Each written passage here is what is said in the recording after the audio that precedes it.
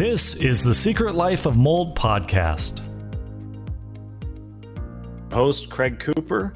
Today is the last episode of our 4-part series on why mold sampling is an important part of a mold inspection. Last week, we had a really cool episode on the specifics of qPCR sampling. And, we really learned a lot and shared a lot of great information.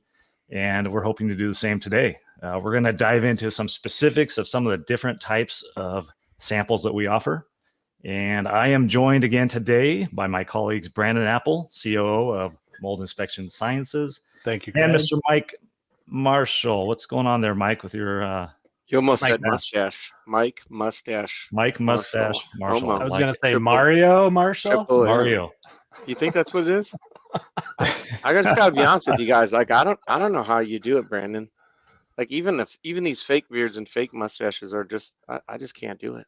It takes practice, Yeah. Is that what it is? You got to put some effort in. Well, lots of grooming. I just did it for like the intro, like a little comic relief, but I just can't do it, man. Yeah. I just can't do it. I gotta be me. Yeah. You look good as you. Well, there we go. Good-ish, right? Good-ish. Yep, goodish. Goodish. I like Not that. quite beardish, but goodish.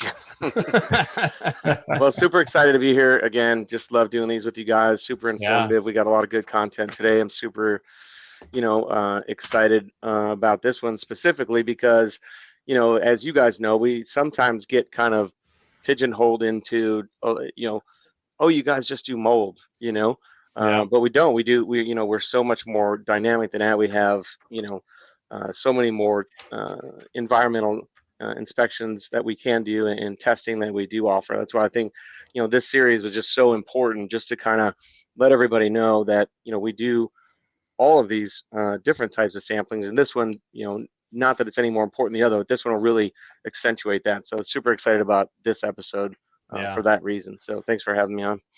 Definitely. For sure. And I like a good story because it kind of reminds me of one. Do. Yes, you do. If you don't mind. You're a good May I tell a story? Yes. So talking about other types of samples, like you said, we do kind of, molds in the name of the company. So we could very easily get pigeonholed into that, but definitely do some other stuff. Going back over the last couple of years, one really popped out in my head for sure. It was a local person here to me in Colorado, specifically in Boulder. They contacted us. They were, as a lot of our clients are, they're having some health issues. They're trying to find out what might be going on. So brought us out for initially a mold investigation. Through the course of that, though, they also mentioned that their doctor had identified some other issues going on with them. Specifically, they had tested high for arsenic. So we don't hear that one very often. So that one, that kind of sunk into my brain. But through the course of the initial investigation, we found some issues going on, nothing too crazy in regards to mold or moisture, anything like that. But we started, really digging in deeper with them. And going back to the arsenic, it was suggested, hey, what if we test the water for that? So that was step one, which we did, pulled some water samples, which, we'll go into a little more detail on water samples in a bit, but these were very specific to arsenic. And honestly, didn't find anything there. Just kind of continuing the discussion and digging deeper, peeling the layers back. One of the next most common, places you'll find arsenic, believe it or not, is in soil. So we started looking at soil and actually did some soil samples on their property and discovered levels of arsenic, but believe it or not, they were actually below the EPA's permissible exposure level. But again, looking at the situation for what it was, let's start looking at where we tested it. Believe it or not, these individuals had a horse arena on their property. And if you've ever been in a horse arena, it's this really nice plush dirt that the horses trot through, and they send up little plumes of dust here and there. Mm-hmm. So if you can imagine, even though it was low, or let's say, lower than the permissible exposure level in that soil, these people were exposed to probably more than, hey, it's just the natural soil out buried underneath the grass and things like that. So that ended up being what we were able to associate their health conditions with. I should say their doctor associated, because again, we're not doctors, right? But it was helping everybody connect the dots and find out what was really going on. So that one was a really cool scenario for us, for sure. Interesting. Arsenic in the soil. Yeah, it's a good story. And it kind of just accentuates kind of what we've been saying in these past 3 episodes of, we're there to uncover the root cause of whatever's happening with you. Now, if we walk in and you already know that you have a mold issue, or you see mold or something like that, then we can kind of start there. But like I said in the mold issue, if we don't, you're having some kind of health issues, that's not where we're going to stop. We're not going to stop just because we didn't find something. That is going to give us some answers. It's going to tell us that that's not the cause. But we're going to continue down the path. We're going to get you to that solution. We're going to figure out what that is. And there's so many other ways to get there. But that's a perfect example. Yeah, definitely. Absolutely. Well, we're talking about water samples, and let's talk a little bit more, Brandon, about kind of where when is it common for us to collect those samples? When are they requested? Kind of talk to us a little bit about when we normally do that testing. Yeah, for sure. And like I said, in this past scenario, we were being very specific to the arsenic, but we offer a much wider panel. And when is it probably most common would be in real estate transactions. You're purchasing a house, you want to know the condition of everything, including the water. When would I say it's most important is definitely if somebody's on well water, as opposed to city water, but we'll jump into that a little bit too. You can have a problem in either environment, but when you're dealing with well water, aside from, the pipes and the plumbing systems, you're also subject to what might be soaking into those soils and things like that. So really important in well water. And correct me if I'm wrong, Craig, but out in Portland where you're at, it's a requirement if you're on well water to have it tested during a transaction. Is that correct? It is. It's certainly for like FHA loans. They do require it. I think a lot of lenders are requiring it now. It's definitely commonplace, within the real estate industry to have that done. What I find oftentimes, which is kind of interesting, is usually the seller provides that, and interesting. The seller collects the samples and has it analyzed, and so there's we always are real big on chain of custody and making sure that the samples are collected by an independent third party. It's not the case in the well water testing, at least here in Oregon.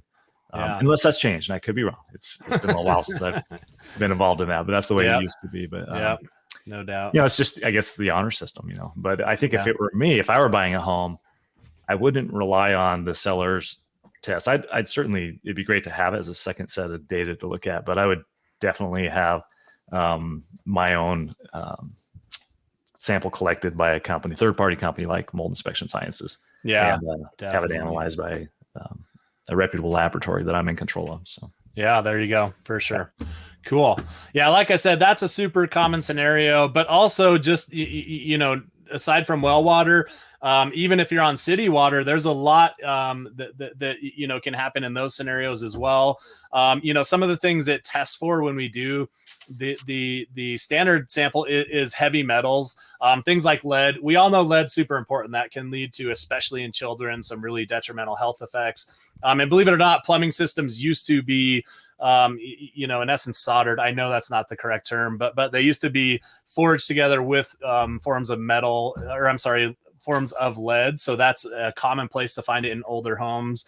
Also test for iron and manganese. So those are really important things. Also starts to look at water quality issues, things like the pH in the water, the alkalinity, turbidity is another big one as well. That's like the clarity of the water.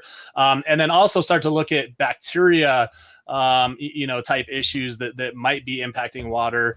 Some of the more common, human related ones are the scary terms, E. coli and total coliforms. Those are related to, sewage related items that can potentially contaminate freshwater systems.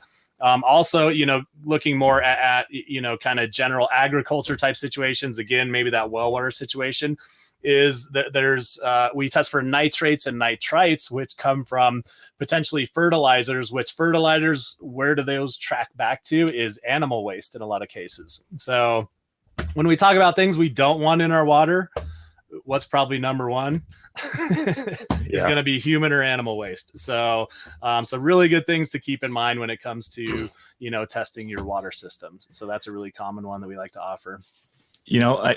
actually worked with a client the other day who mentioned, and it was a rural property, definitely farmland all around. And one of the things we were doing a mold assessment, but she did mention that she had some issues with her well. This was a rental house, and they were sick, and they had some stomach issues too. And come to find out, they did some testing on the well, and it was a shared well. And there was an area just above on the property, just above the well, a little ways away, but pretty close, that they would accumulate all the byproducts of the animals. Yeah. And it soaked into the ground and into the aquifer and into the water system. And they were being, they had some coliform, definitely some bacteria going on. And that, they had no idea. They didn't even know that was even possible. But by doing the water test, they figured that out and then, cleaned and treated the well. I think they had to do some other things too, but no doubt. But just a good example of how we never know what's in our water. Yeah. And, even more reason to do. And one of the bigger things about the bacteria testing also is that normally that's more of an immediate response, from if someone's getting sick or not feeling right. But the scarier one is really, the heavy metals in the water, because those are the silent killers, right? Those are the ones that are depositing, small amounts of those minerals and ions into your bloodstream, which lead. A lot of people don't know it can trick the body into thinking that it's actually healthy calcium, and the body deposits it into bone material. And so you don't know about that until years and years and years later. So, it's not just about, getting your water tested if somebody's getting sick. It's, you move into a new house, you have a scenario, you should, put some sort of a safe water plan in place, even for your home. And we'll touch on this a little bit later too, but thought it was a good spot to just kind of talk about that a little. No doubt. And back to the pipes we were talking about. A lot of people think of lead with lead pipes as like main service lines, from municipalities or going into an older home. That was the most common thing. But and then a lot of those have been replaced over the years. But there's still the concern of copper pipes. Brandon, you mentioned, and you kind of touched on the solder. It was in that material they use to combine those pipes, which is the solder material, where there could be lead leaching into the water.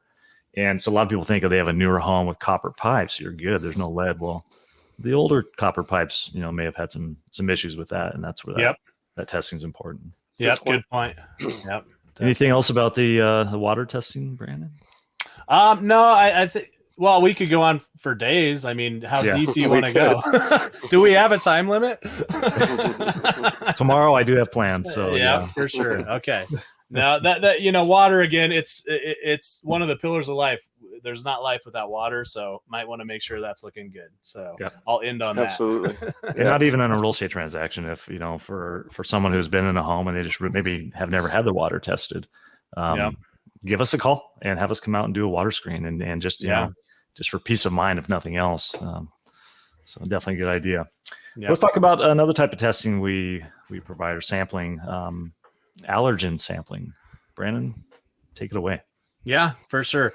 Allergy testing, that one, really common. A lot of the symptoms people call us for related to mold.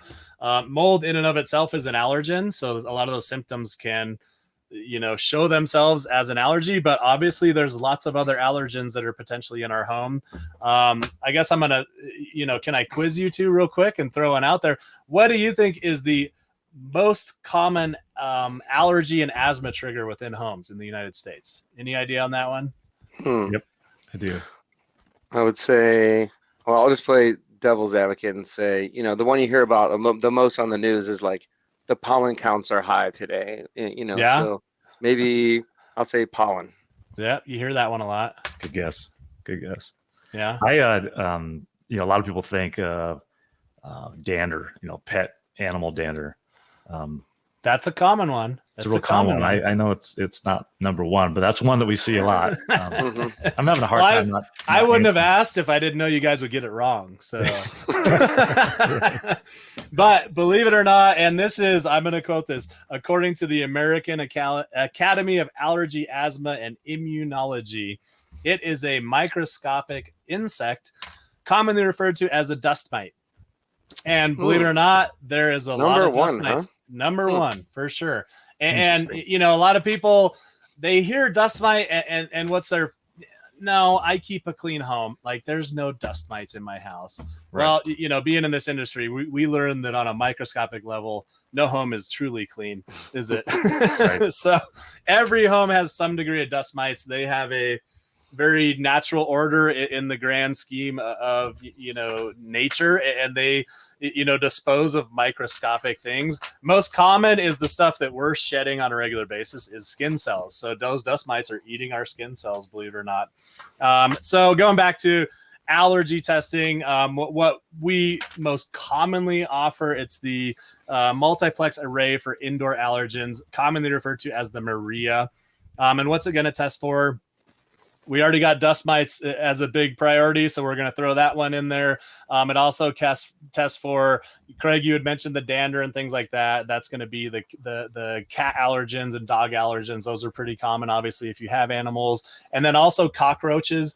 That's another one of those higher, you know, priority ones. And again, a lot of people, you know, keep a clean house or apartment or this, that. I would refer those multi-unit facilities with mini apartments. You could have a spotless apartment, but who knows what your neighbor's doing next door.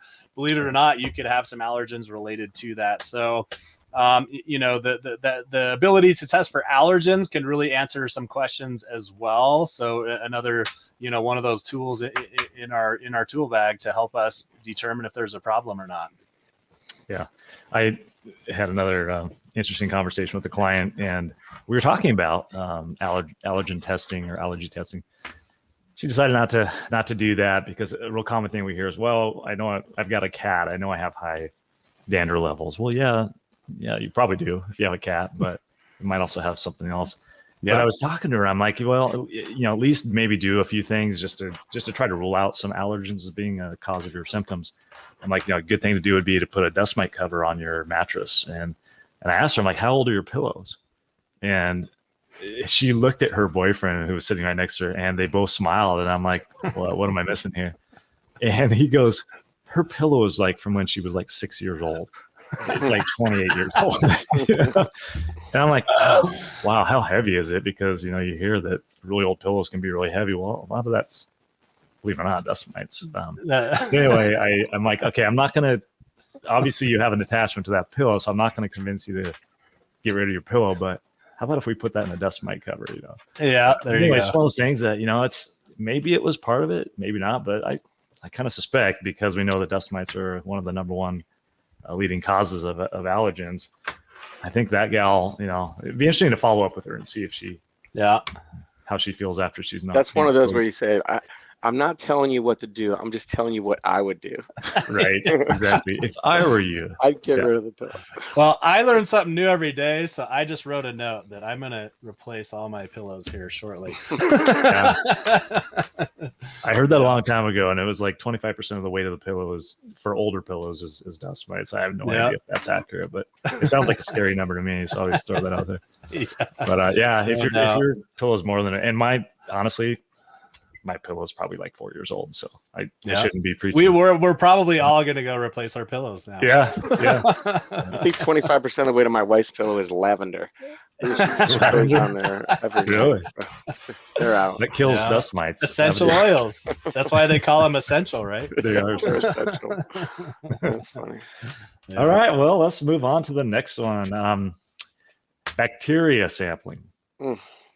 Yeah. Fun, exciting topic. Yeah, we get into all the fun stuff here, don't we? Oh, we do. You know, it's funny when we get a new employee in and they start to realize half the stuff we talk about and do, and it's like, yeah, you're going to learn a lot of gross stuff as we go along. So bacteria, it's another one of those things. We're exposed to it every day. We'll never get away from it, but we want to know, is it the bad stuff, the good stuff, and or is it a bad situation? So definitely really common, form of testing is bacteria sampling. Where is it most common? It's definitely related to sewage losses. The reality of it is we all have sewage pipes running through our houses. You know, they're connected to our toilets, to our tubs, to the bottoms of our sinks, things like that. And it's not uncommon for some of them to break at a certain time. So if plumbing was done incorrectly, some, altering event happened and there's some sort of a loss related to that, it can start to become a concern. Hey, do we not only have a water issue here and or a mold issue, do we also have a bacterial issue? Right. So those are really helpful to identify. Do we have bacteria? If so, potentially what types?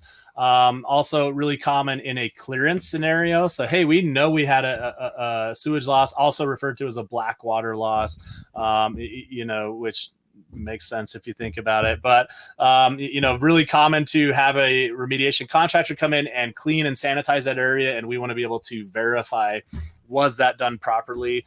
In those scenarios, often we'll do kind of the simpler version of the test. And what that's doing is just testing for the presence or absence of the two most common bacteria related to sewage, which is E. coli and total coliforms.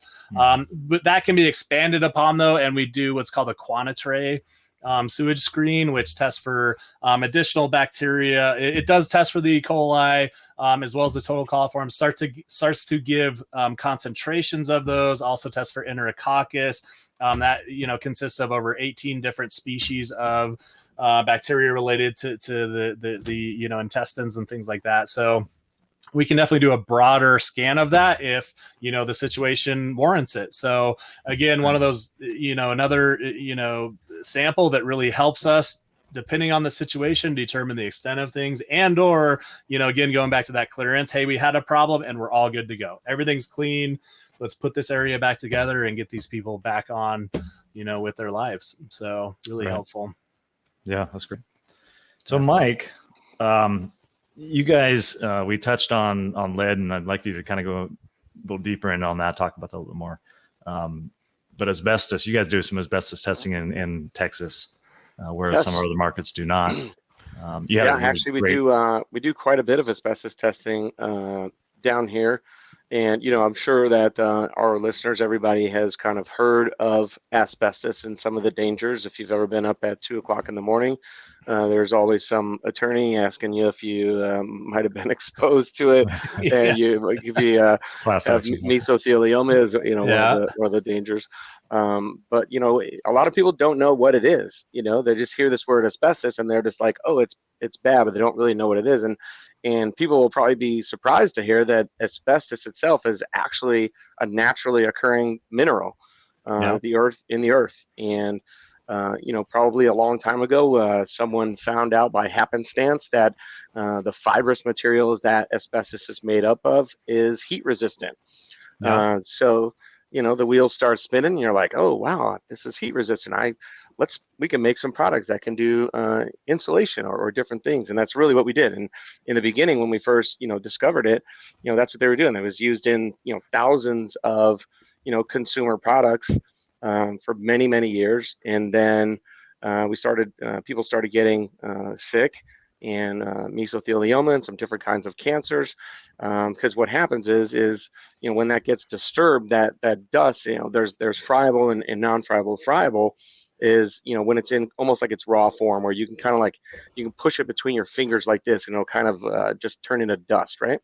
And so that is literally the most dangerous one, because when you inhale that the particles are so small, it can get down to, PM 2.5 or smaller.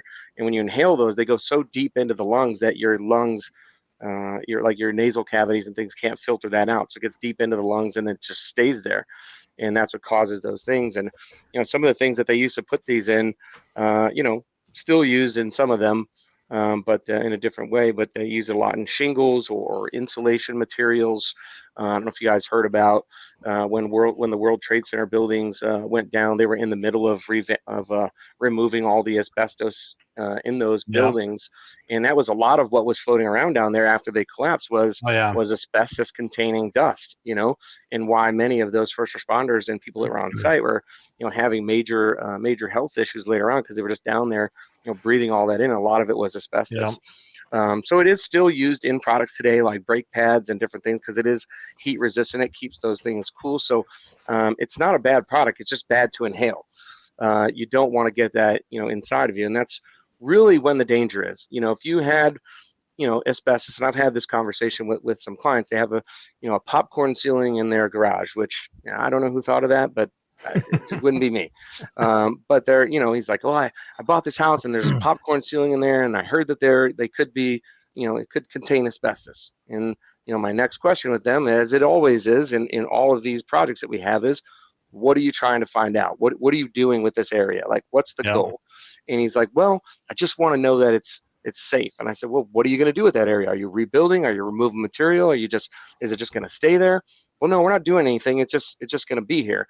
Not every time is it right to just start disturbing and removing materials. If you're going to be building something and be cutting some things out, you definitely want to know if that's going to be containing anything that's dangerous for you to inhale. But if it's just going to be there, we can tell you that. And we can also test it for you, just so you know that if you go to cut a hole in it and you want to put a light in or something like that, at least you'll know. You have that peace of mind. But we don't always recommend that you just start removing things. There's different ways to come in and test for it that's non-destructive or minimally destructive. We can cut little pieces of it out, 1 by 1 little square inch in the back corner somewhere where it's not really noticeable. But again, it's not extremely dangerous unless it's disturbed and then ingested or inhaled. I mean, that's the real dangerous point for asbestos is when those types of things happen. And we learned that many years ago in 1989 is when we finally started banning a lot of asbestos containing products. And although it's not banned in the U.S., it's highly regulated across the United States. It's a federal thing.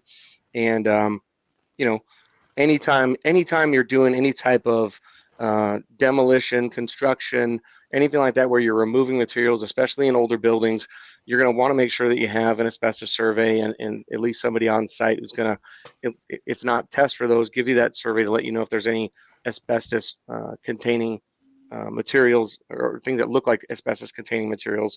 And don't try to take that on yourself. I mean, although you can take a bulk sample yourself and send it into the lab, we would highly advise you highly not to do that. Trust the professionals. We have the proper protective equipment. We know how to do it. We know how to take a wet sample, things like that, where it's going to minimize impact to the area and then also minimize impact to the person who's taking the sample. So don't try to test for asbestos yourself. It's no bueno, as they say. No bueno. Yeah. And just like all the other testing too, just so everybody knows, we're completely independent of the mitigation or the removal of asbestos products in Texas and anywhere else. So we are independent third-party testing that can do that assessment, but we just avoid any conflicts of interest in not only asbestos, but all of our testing. We don't do any remediation, cleaning, or removal of any of those.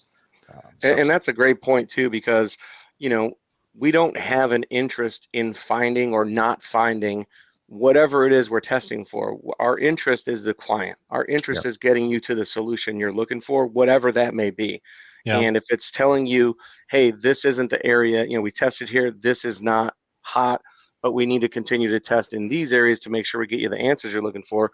We have no skin in the game to say yes or no. We just want you to get you that objective third party, get you the data, and then tell you what the next best steps are to get you to that healthy environment. And correct me if I'm wrong, but when it comes to asbestos, there's actually regulations that prohibit somebody who tests for it from also abating it in the majority of states, as well as in certain states related to mold too. That's correct. And those regulations wouldn't be there if they weren't founded on, hey, somebody who might be doing both of these things, testing and then making money off of removing it, that is a very clear potential conflict of interest. So absolutely. So important thing to keep in mind. I'm glad you mentioned that, Craig, and it's very important. And again, also it is a state regulation in a lot of scenarios. So anybody doing both could potentially be violating that. So definitely an important thing to keep in mind. Yeah, absolutely. Yeah, in a lot of states, like you said, it's at the state level, but asbestos is one of those that's at the federal level. It's across the board. Yeah. At least in commercial and schools, as I understand it. But not necessarily in residential. And that's where most. You can take samples in a residential environment, but to go out and do like a lead survey or air monitoring or anything like that, you have to be licensed. Yep, definitely. Cool. Yeah. Well, all good stuff, gentlemen. Any other final thoughts? Anything else that we needed to touch on? Mike, you had alluded to it. Didn't you guys get involved in some lead, regulations down in Texas recently? Yeah, actually, that was earlier this year. we were contacted by a state representative, Senator Gervin Hawkins, who we had worked alongside when we were doing some of the mold regulation work down here. And she reached out to me to ask me if we would come and support her lead in school water bill. And so we went down to the Capitol and actually testified on her behalf. And it was an enlightening experience and a little bit scary, to be honest with you, because right now, as it sits just in Texas alone, there's around 10,000 schools that don't have a safe water bill or a safe water plan in place. So a lot of those schools are putting different types of filters on like the actual tap water systems and the actual drinking water systems, but they have lead pipes actually feeding into the drinking water there. So it was a little bit scary, and I got connected with Senator Gervin Hawkins, and I was really passionate about it. I did a lot of research on it, and I was really surprised, that other states. Like one of the states we researched was the state of Massachusetts had put in this safe water bill for all schools, and I was just like, how are we what year are we in? Like, how does this just not? How is that sense? not in every state? Yeah, like these are the kids. These are the future of our country and our states, right?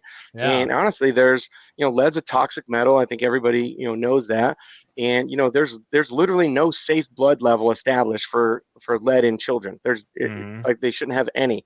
And the reason is that I found out was their bones are so soft and still growing, they're porous, and so that when they ingest lead, it absorbs into their bones so much easier than, let's just say, a 50-year-old whose bones are kind of hardened, right?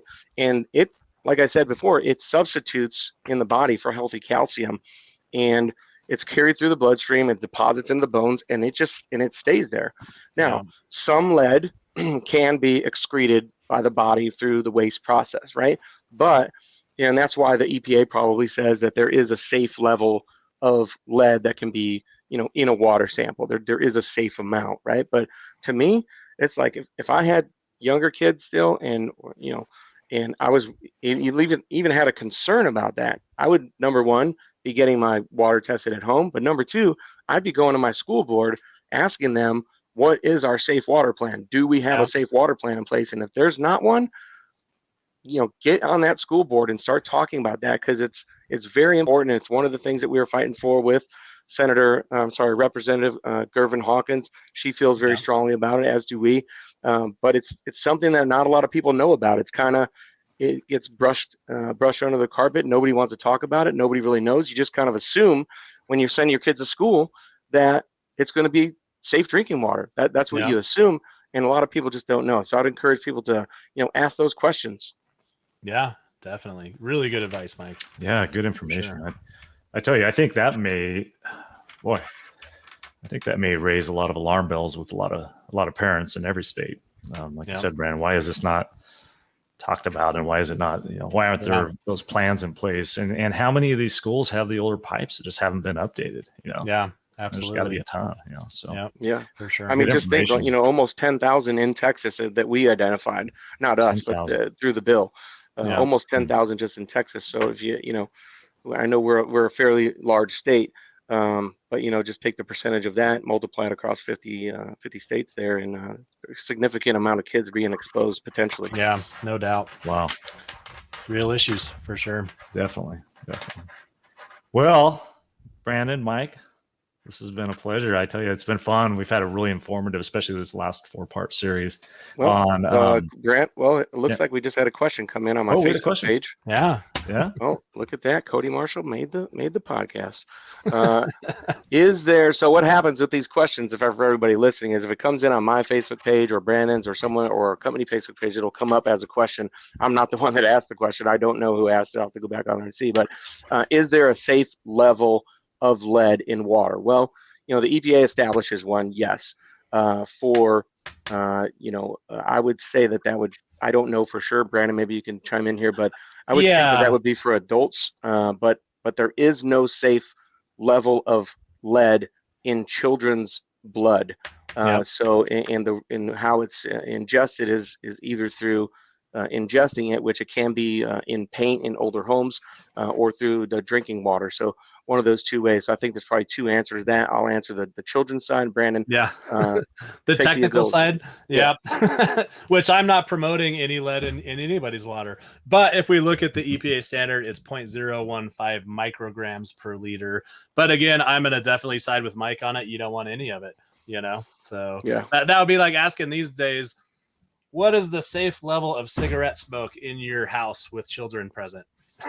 We all know better nowadays. So it should be 0.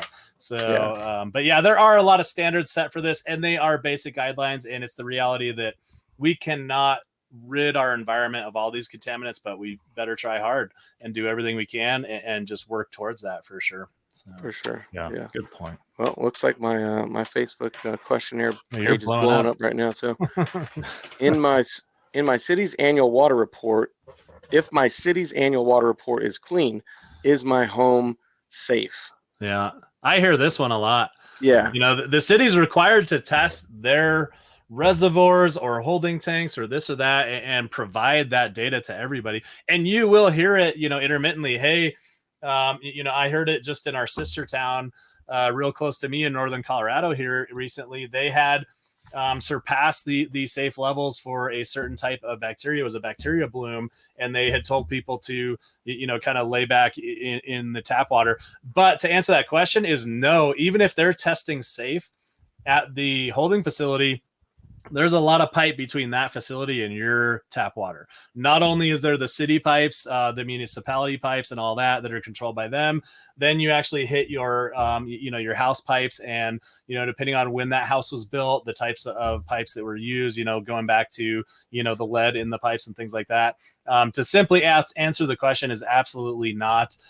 You should, if you're concerned about your water in your home, you should test it at the tap where you're actually consuming that for sure. Yeah, absolutely. Good stuff. There's so many variables in the delivery systems, the builders, materials they use. That's great stuff. And truth. For sure.